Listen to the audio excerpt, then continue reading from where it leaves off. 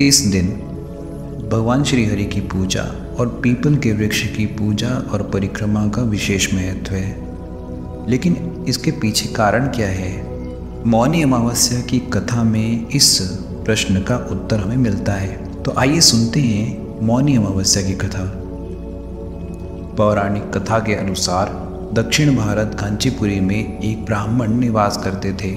उन ब्राह्मण का नाम देवस्वामी था और उनकी पत्नी का नाम धनवती था। उन दोनों के 7 पुत्र और एक पुत्री थी। पुत्री का नाम उन्होंने गुणवती रखा था।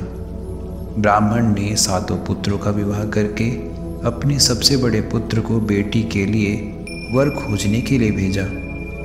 उस समय एक पंडित ने पुत्री गुणवती की कुंडली देखकर बताया कि 7 फेरे होते होते यह कन्या विधवा हो जाएगी। यह सुनकर ब्राह्मण ने पंडित से पूछा कि पुत्री के इस वैधव्य दोष का निवारण कैसे होगा, जिस पर पंडित ने बताया कि सोमा के द्वारा पूजन करने से ही इस कन्या के वैधव्य दोष से मुक्ति मिलेगी। पंडित ने सोमा के बारे में बताया कि वह एक धोबिन है। उसका निवास स्थान सिंहल द्वीप है। उन्हें पहले प्रसन्न करो और गुणवती के विवाह से पूर्व उन्हें यहाँ बुला लो। ब्राह्मण देवस्वामी का सबसे छोटा लड़का बहन को अपने साथ लेकर सिंहल द्वीप जाने के लिए सागर तट पर चला गया। सागर पार करने की चिंता में दोनों एक वृक्ष की छाया में बैठ गए। उस पेड़ पर एक घोंसले में गिद्ध का परिवार रहता था। उस समय घोंसले में सिर्फ गिद्ध के बच्चे ही थे। गिद्ध के बच्चे भाई बहन के क्रियाकलापों को देख रहे थे। शाम के समय उन बच्चों की माँ आई तो उन्होंने भोजन नहीं किया। वह अपनी गिद्ध माँ से बोले कि माँ, नीचे ये 2 प्राणी सुबह से भूखे प्यासे बैठे हैं। जब तक वे कुछ नहीं खा लेते तब तक हम भी कुछ नहीं खाएंगे। बच्चों की बात सुनकर दया और ममता से वशीभूत गिद्ध माता उन भाई बहन के पास आई और बोली कि मैंने आपकी इच्छाओं को जान लिया है। इस वन में जो भी फल फूल कंद मूल मिलेगा मैं आपके लिए ले आती हूँ। आप भोजन कर लीजिए। मैं प्रातःकाल आपको सागर पार करा दूंगी और सिंघल द्वीप पर पहुँचा दूंगी। और वे दोनों भाई बहन गिद्ध माता की सहायता से सोमा के यहाँ पहुँचे। वे नित्य प्रातः उठकर सोमा का घर झाड़ कर लीप देते थे। एक दिन सोमा ने अपनी बहू से पूछा कि हमारे घर कौन बुहारता है, कौन लीपता पोतता है। सास के पूछे जाने पर बहू ने कहा कि हमारे सिवाय और कौन बाहर से आकर काम करेगा। लेकिन सोमा को उनकी बातों पर विश्वास नहीं हुआ।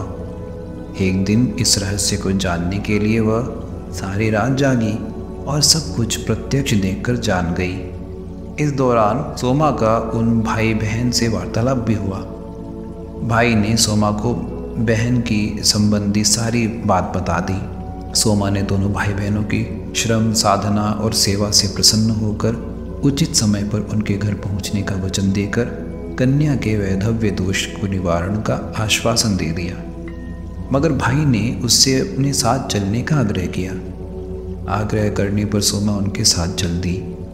चलते समय सोमा ने बहुओं से कहा कि मेरी अनुपस्थिति में यदि किसी का देहांत हो जाए तो उसके शरीर को नष्ट मत करना, मेरी प्रतीक्षा करना।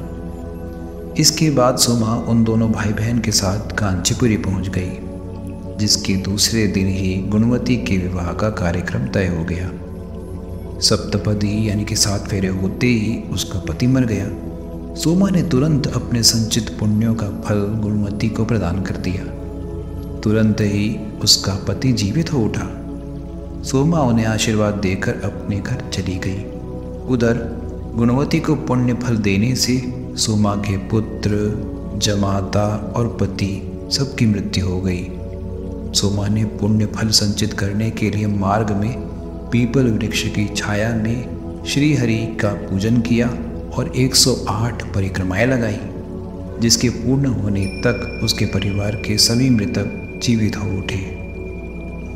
तो मित्रों, यही थी मौनी अमावस्या की पावन कथा। और इसमें हमने जाना कि भगवान विष्णु और पीपल वृक्ष की कृपा से किस प्रकार सोमा ने अपने सारे पुण्य जो उसने परोपकार में गवा दिए थे पुनः उसने प्राप्त किए और भगवान श्री हरि की कृपा प्राप्त की।